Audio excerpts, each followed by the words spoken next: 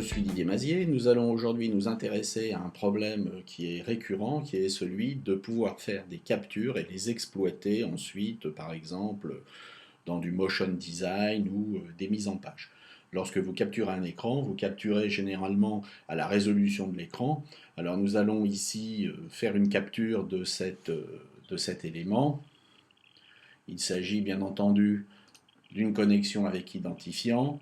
Nous voulons capturer cette image, nous voulons qu'elle soit assez propre.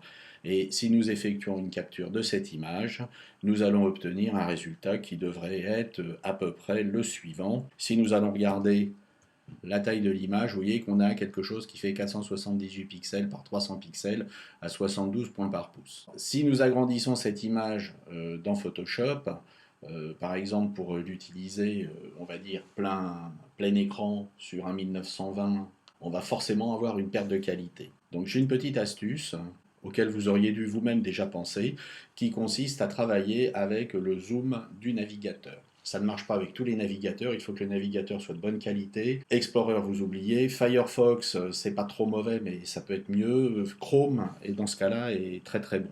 Alors si j'augmente la taille, vous voyez que petit à petit, cette boîte de dialogue augmente et que la qualité des typographies en particulier reste excellente.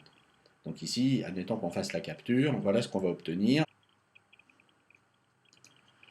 On aura à peu près la même chose, sauf qu'on aura ici une très bonne qualité. Si maintenant on compare les deux captures et qu'on les positionne tous les deux sur un même écran, qu'on prend la capture du bas et qu'on l'agrandit, pour l'amener à peu près, on va dire, à la même taille, vous voyez la différence. Alors, peut-être qu'en vidéo, ici, vous ne voyez pas beaucoup la différence, mais la différence, vous la voyez ici sur le fait qu'on a une typographie qui est floutée, on a des boutons qui sont également très approximatifs, on a une qualité qui sera bien meilleure en augmentant la taille dans le navigateur où on fait la capture qu'en agrandissant ensuite dans Photoshop. Voilà, j'espère que ce petit truc vous sera utile et puis je vous dis à très bientôt et vous souhaite de réaliser de très beaux motion design. Au revoir.